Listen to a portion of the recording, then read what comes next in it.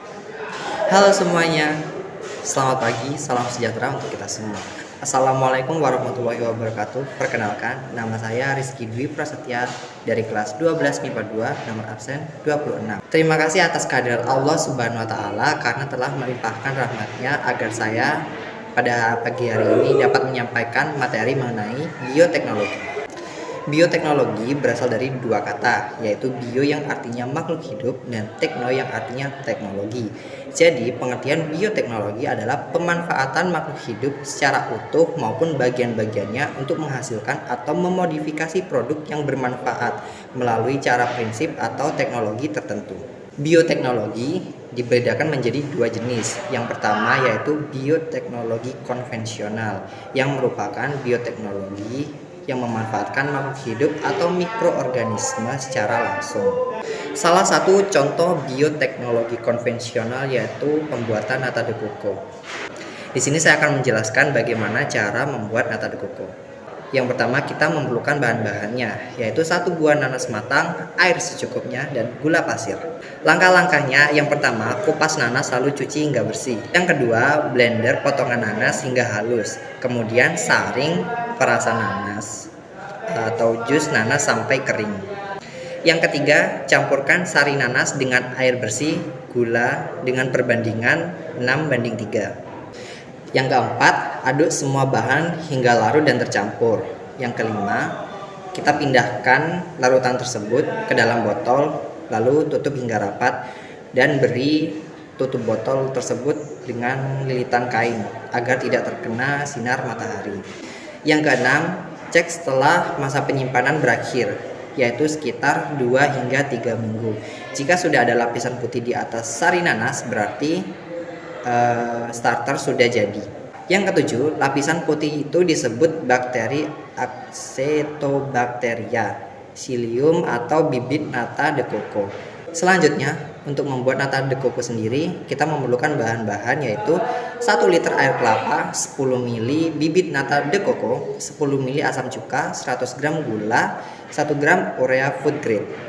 Untuk alat-alatnya yaitu yang pertama panci, kertas lakmus, loyang atau baskom, koran bersih, dan tali.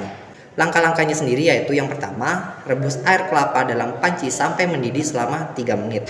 Yang kedua, tuang gula pasir ke dalam air kelapa yang sudah mendidih. Matikan kompor dan biarkan kelapa menjadi dingin. Yang ketiga, tuangkan asam cuka sekitar 10 ml ke dalam larutan air kelapa hingga kadar keasaman sekitar 4-5. Pengukuran bisa menggunakan kertas lakmus. Yang keempat, tambahkan bibit nata de coco ke dalam larutan dan aduk hingga rata.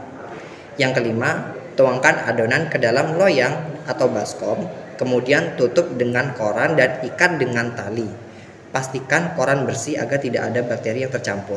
Lalu yang keenam, simpan loyang di dalam rak yang stabil. Lalu yang ketujuh, tunggu selama kurang lebih 14 hari. Nata de coco yang sudah jadi akan mengeras. Yang kedelapan, yaitu nata de coco yang sudah jadi dicuci dan direndam selama 2 hingga 3 hari. Ganti air bersih setiap hari. Yang kesembilan, setelah direndam baru direbus dengan air gula. Dan yang terakhir, iris sesuai selera dan nata de coco sudah siap untuk dihidangkan. Bioteknologi konvensional memiliki beberapa dampak negatif, yaitu yang pertama terjadinya pencemaran gen, yang kedua hilangnya plasma nutfah, yang ketiga menurunnya keanekaragaman hayati. Selain memiliki dampak negatif, bioteknologi konvensional juga memiliki manfaat bagi kehidupan, yaitu yang pertama membuat makanan lebih tahan lama, yang kedua biaya yang dikeluarkan lebih ekonomis, dan yang ketiga meningkatkan nilai gizi dari produk makanan dan minuman.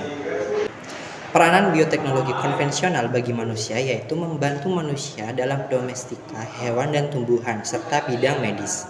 Jenis yang kedua yaitu bioteknologi modern. Bioteknologi modern adalah bioteknologi yang memanfaatkan makhluk hidup atau mikroorganisme secara langsung. Salah satu contoh dari bioteknologi modern yaitu proses cloning DNA. Untuk langkah-langkahnya yaitu yang pertama melakukan isolasi fragmen DNA. Lalu yang kedua lakukan penyisipan fragmen DNA ke dalam vektor. Yang ketiga melakukan transformasi dan keempat jika sudah selesai lakukan seleksi hasil cloning.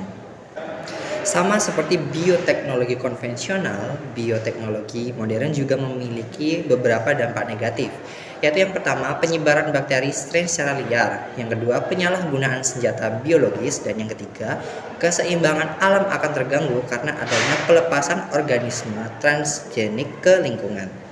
Selain itu, bioteknologi juga banyak memiliki manfaat untuk kehidupan. Beberapa di antaranya yaitu meningkatkan hasil produk dalam bidang pertanian, perkebunan, serta perikanan. Yang kedua, menghasilkan vaksin. Dan yang ketiga, meningkatkan jumlah spesies dari tumbuhan. Bioteknologi modern juga memiliki peranan bagi kehidupan. Salah satunya yaitu pembuatan vaksin, interferon berbagai hormon, antibodi, berbagai enzim, terapi gen, transpalasi sel organ, tes kesehatan, mendiagnosis berbagai penyakit. Sekian penjelasan dari saya. Mohon maaf jika ada kesalahan dalam pengucapan saya. Semoga materi yang saya sampaikan dapat bermanfaat dan dapat dipahami oleh teman-teman. Sekian dari saya. Wassalamualaikum warahmatullahi wabarakatuh.